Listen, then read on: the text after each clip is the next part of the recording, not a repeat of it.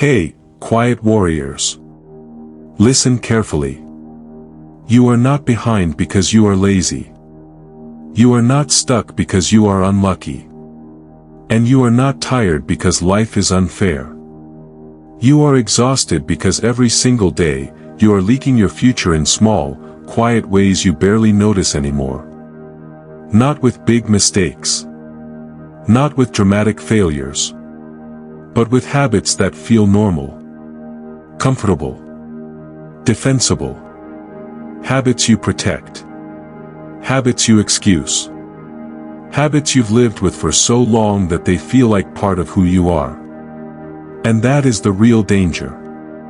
Because habits don't ruin your life loudly. They don't knock on your door and announce destruction. They work silently. Patiently. They wait while you scroll. While you plan. While you promise yourself you'll change soon. And then one day, you look up and realize another year is gone, and you are still standing in the same place, asking the same questions, making the same excuses. 2026 is not special because it's a new year. It's special because it will expose you. It will expose what you've been avoiding. It will expose what you've been tolerating. It will expose whether you actually change, or just talk about changing. There are 5 habits that will quietly dismantle your life in 2026 if you carry them forward. Not all at once. Slowly. Piece by piece. Until your confidence fades. Your discipline weakens. And the person you know you could become starts to feel like a fantasy instead of a future. These habits don't feel dangerous. That's why they work. They feel reasonable. They feel justified. They feel like, this is just how things are. Stay with this. Don't skip. Because every habit you hear will feel uncomfortable for one reason: you'll recognize yourself in it. And recognition is the first crack where change can begin. This isn't motivation. It's confrontation. And it starts with the habit most people defend the hardest. Delay. You don't call it delay. You call it waiting. Planning. Preparing. Being realistic. You tell yourself you'll start when things calm down, when you have more money, when you feel confident, when the timing makes sense. You convince yourself you're being smart by not rushing. But here's what's really happening. You are postponing your life. Delay is the most socially accepted form of self-sabotage. Nobody confronts you for it. Nobody calls you lazy. Because on the outside, you look responsible. You look thoughtful. You look like someone who's figuring things out. But while you're thinking, life keeps moving. Doors don't stay open forever. Energy doesn't stay high forever. Courage doesn't wait patiently. And every time you delay, the gap between who you are and who you could be gets wider. Delay doesn't scream. It whispers. Just not today. One more week. Let me sort things out first. And that whisper steals years. Think about the thing you've been putting off. You already know what it is. You don't need me to name it. It's the idea that keeps coming back. The change that refuses to leave you alone. The decision you replay in your head at night. You've had conversations about it. You've imagined the outcome. You've even told people you'll do it someday. But someday never comes. Because someday feels safe. Delay lets you keep the dream without facing the risk. You get to imagine success without risking failure. You get to talk about potential without testing it. You get to feel like a future version of yourself exists, while doing nothing to become them. And that comfort is expensive. Every time you delay, you teach yourself something dangerous. You teach yourself that your word doesn't matter. That your goals are negotiable. That fear gets the final say. And over time, that lesson becomes your identity. You stop trusting yourself. You stop believing that when you say, "I'll do it," it actually means anything. So you aim lower. You expect less. You settle faster. Not because you aren't capable, but because you've trained yourself not to follow through. Here's the truth nobody likes to hear. There is no moment when you feel ready. The people who build businesses don't feel ready. The people who change careers don't feel ready. The people who walk away from what's killing them don't feel ready. They move while uncertain. They act while afraid. They start before clarity shows up. Because clarity doesn't come from waiting. It comes from motion. Delay tells you to think more. Action teaches you what you need to know. Right now, delay is costing you belief. Not just time. Belief in yourself. And belief is hard to rebuild once it's gone. So the question isn't, what if I fail? The real question is, how much longer can I afford to stay frozen? Because while you're waiting for the perfect moment, someone else is starting imperfectly. They're making mistakes. They're learning. They're building momentum. And when you finally feel ready, they're already miles ahead. Time doesn't reward intention. It rewards movement. The smallest step you're avoiding right now is the doorway out of delay. Not the big plan. Not the perfect strategy. One uncomfortable action. One decision made without permission. One move that proves to yourself that you are not stuck, you're just hesitating. And hesitation is a habit. If you don't break it, it will follow you into 2026 and drain another year before you even realize what happened. Because delay doesn't destroy your life in one moment. It destroys it by convincing you there's always more time. There isn't. And once you start seeing delay for what it is, something else becomes impossible to ignore. Because even when you do decide to move, there's another force constantly pulling you away. Something that fragments your focus, drains your energy, and keeps your mind scattered just enough to stay stuck. That habit is constant distraction. And it's everywhere. Constant distraction doesn't feel dangerous. That's why it's winning. You don't wake up and say, "Today I'm going to destroy my focus." You just check your phone. You respond to one message. You open one app. You scroll for a minute. And before you realize it, your attention is gone. Not because you chose to give it away, but because you never learned how to protect it. Distraction is the habit that hides inside convenience. It disguises itself as rest, entertainment, staying informed, staying connected. It tells you that you deserve a break, that you're just killing time, that you'll focus later. But later rarely comes. Because distraction doesn't just take your time. It reshapes your mind. Your brain adapts to what you feed it. When you constantly jump from one thing to another, your mind loses its ability to stay with anything long enough to create something meaningful. You become restless, impatient, easily bored. Silence starts to feel uncomfortable. Stillness feels like punishment. So you fill every gap. You scroll while eating. You scroll while waiting.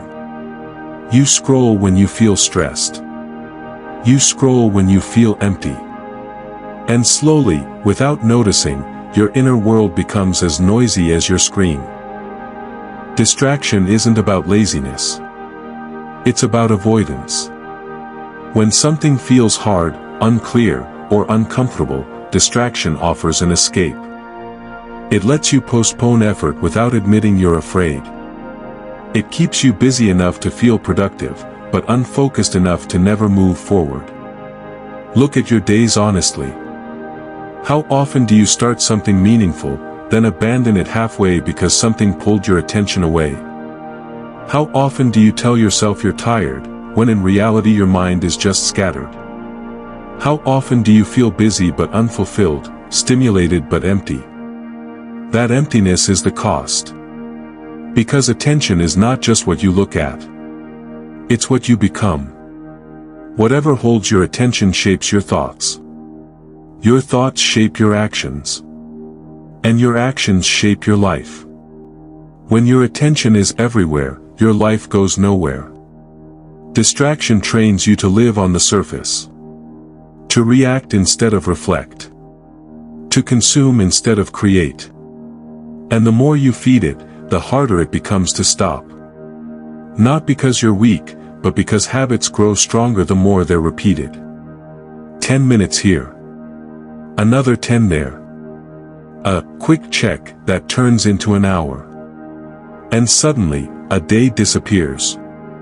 The danger isn't one moment of distraction. It's the accumulation. The way it fractures your days into pieces too small to build anything real. You don't remember what you watched. You don't feel rested afterward. You just feel vaguely dissatisfied, like something important was supposed to happen but didn't. That's because distraction doesn't nourish you. It numbs you.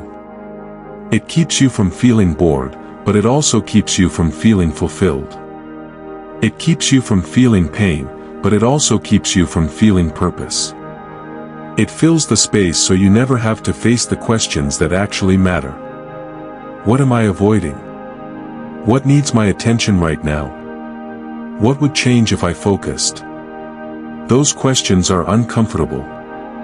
Distraction makes sure you never sit with them long enough to answer. And here's the hardest part. Most of what steals your attention feels harmless. Checking your phone during a conversation. Watching videos instead of working. Jumping between tasks. None of it feels like failure in the moment. But it adds up. A distracted life doesn't collapse. It fades. You don't wake up one day ruined. You wake up wondering where your focus went. Why you can't think clearly anymore. Why everything feels harder than it should. Why you're always tired but rarely satisfied. That's when people say life is overwhelming. But the truth is simpler. Their attention has been spread so thin that nothing gets the depth it deserves. Focus is not about willpower. It's about boundaries. If you don't decide what deserves your attention, everything will compete for it. And most things competing for it don't care where you end up. They just want your eyes. Your time. Your energy. So you have to choose. You have to decide that your attention is valuable. That not everything deserves a response. That not every notification is urgent. That not every quiet moment needs to be filled. Because a focused mind is dangerous in a world built on distraction. It can sit with difficulty. It can build something slowly. It can finish what it starts. And that ability alone puts you ahead of most people.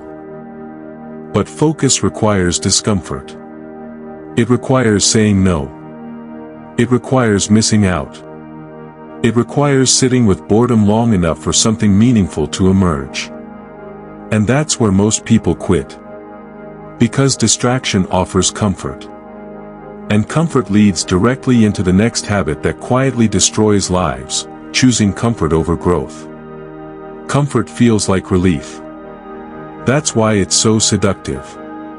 After a long day, comfort tells you to rest instead of push.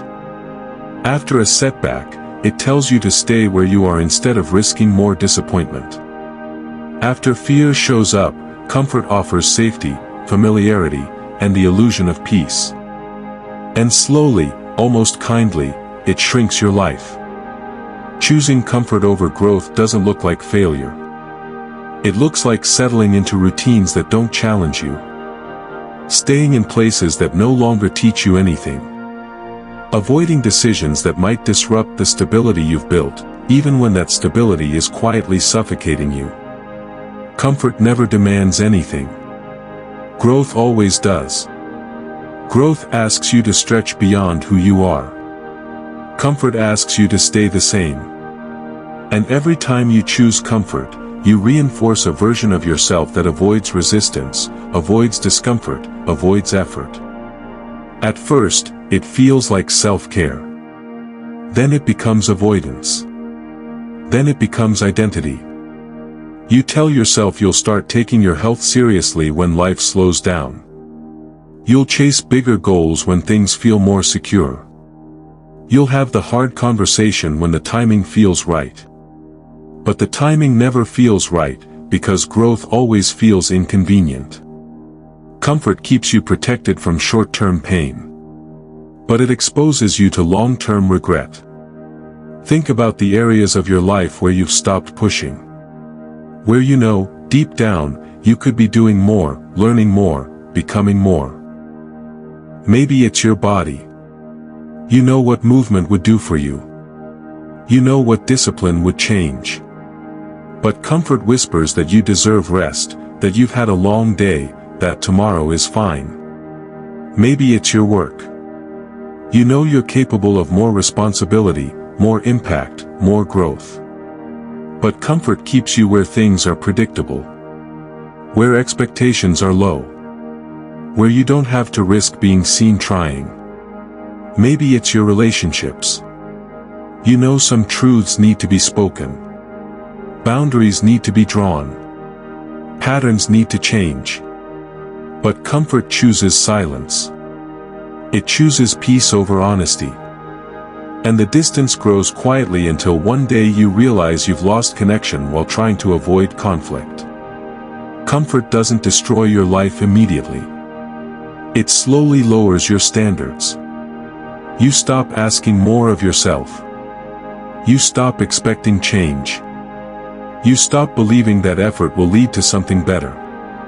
And once that belief is gone, motivation disappears with it. The dangerous thing about comfort is that it feels earned. You tell yourself you've worked hard enough. You deserve ease. And sometimes, that's true. Rest matters. Recovery matters. But there's a difference between rest that restores you and comfort that weakens you. Rest prepares you to return stronger. Comfort convinces you not to return at all. The longer you choose comfort, the harder growth feels. Not because growth changes, but because your tolerance for discomfort decreases. Small challenges feel overwhelming. Effort feels exhausting. Resistance feels unbearable. And then one day, life presents a challenge you can't avoid. A health scare. A financial pressure. A relationship breakdown. And you realize you don't have the strength you need, because you spent years choosing what was easy instead of what was necessary. Strength isn't built in moments of ease. It's built when you do what you don't feel like doing. Every time you choose growth, you expand your capacity. Every time you choose comfort, you shrink it. And the tragedy is that most people don't realize what they're trading until it's too late. They trade temporary ease for permanent limitation. They trade the discomfort of growth for the pain of regret. Growth doesn't ask for perfection. It asks for willingness. Willingness to be uncomfortable. Willingness to look foolish. Willingness to struggle before you succeed. When you stop avoiding discomfort, something shifts. Hard things don't disappear, but they stop controlling you. Fear doesn't vanish, but it loses its authority. You start trusting yourself again, because you're proving, through action, that you can handle difficulty. And once you taste that strength, comfort loses its grip.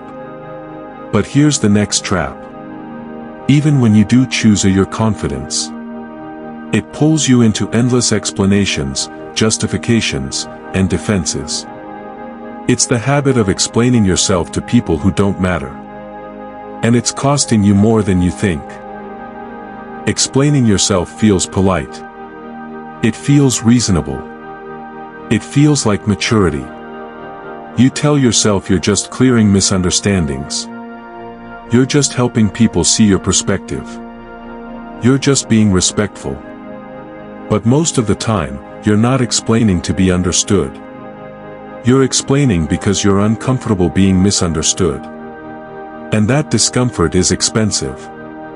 When you explain yourself to people who don't matter, you give them access to your energy. You invite their opinions into decisions they're not qualified to make. You start measuring your choices against their approval instead of your own values. At first, it seems harmless. You explain why you're changing direction. Why you're doing things differently. Why you're not following the path they expected. You think if you say it the right way, they'll finally get it. They won't. People who don't share your vision can't validate it. They don't see what you see. They don't feel what you feel. And no amount of explanation will give them that perspective. So the conversation never ends. You explain. They question. You defend. They doubt. And every round pulls you further away from your own certainty. The truth is simple but uncomfortable. Not everyone deserves access to your reasons. Not everyone is meant to understand your path. And the people who truly support you don't need convincing. They trust you even when they don't fully understand. But when you keep explaining, something subtle happens. You start second-guessing yourself. You replay their doubts in your head. You wonder if they're right. You shrink your plans so they sound more reasonable. You soften your ambition so it doesn't make anyone uncomfortable. That's how dreams die quietly. Not from failure. From overexposure. You start apologizing for wanting more. For changing. For outgrowing spaces that once fit. You say things like, "I'm just trying this," or "It's probably nothing," to make others comfortable with your growth. And every apology chips away at your confidence. Your life is not a group project. Your goals don't require a vote. And your future shouldn't be negotiated with people who aren't willing to walk the road with you. The more time you spend explaining, the less time you spend building. The more energy you pour into defending your choices, the less you have to actually live them. Silence is not weakness. It's focus. When you stop explaining, you reclaim your momentum. You let your actions speak instead of your words. You let progress replace persuasion. And that shift changes everything. People who doubted you will keep doubting until results make the conversation irrelevant. And even then, their opinions won't matter, because by that point, you'll be too busy moving forward to care. Here's what most people never tell you. Explaining yourself is often a way of asking permission. Permission to grow. Permission to change. Permission to take a risk. But permission doesn't create progress. Action does. When you stop explaining, you also stop arguing with yourself. You stop carrying other people's fears as if they were your own. You stop letting external voices drown out your inner clarity. And clarity is powerful. But even with clarity, even with growth, even with focus, there's one habit that can still keep you trapped if you don't confront it. A habit that feels justified. A habit that protects your ego. A habit that keeps you comfortable in the wrong way. Avoiding responsibility. That's the final habit. And it's the most dangerous of all. Avoiding responsibility feels relieving at first. It gives you something to point at. Something to blame. Something outside yourself to explain why things didn't work out the way you hoped. You blame the timing. You blame the economy. You blame your background, your upbringing, your lack of support, the system, the people who didn't help you, the opportunities you didn't get. And maybe some of those things are real. Maybe life really did deal you a harder hand. Maybe things genuinely weren't fair. Maybe you had to carry weights other people never had to touch. But here's the truth that changes everything. The moment you blame something outside yourself, you give it control over your life. Blame feels good because it removes pressure. It tells you it's not your fault. It protects your ego. It allows you to stay where you are without confronting the uncomfortable reality that change requires ownership. And ownership is heavy. Responsibility doesn't mean everything that happened to you was your fault. It means everything that happens next is your responsibility. And until you accept that, nothing changes. Avoiding responsibility keeps you waiting. Waiting for circumstances to improve. Waiting for people to change. Waiting for someone to finally understand you, support you, recognize you, or give you what you think you deserve. And waiting is another form of delay. When you avoid responsibility, you stay reactive instead of proactive.